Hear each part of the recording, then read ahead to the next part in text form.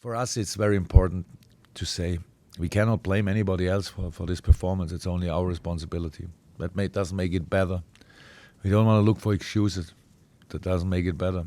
But the job that we have to do is to react again on it and react and react and react, because that what happened tonight happened now too often in this season already.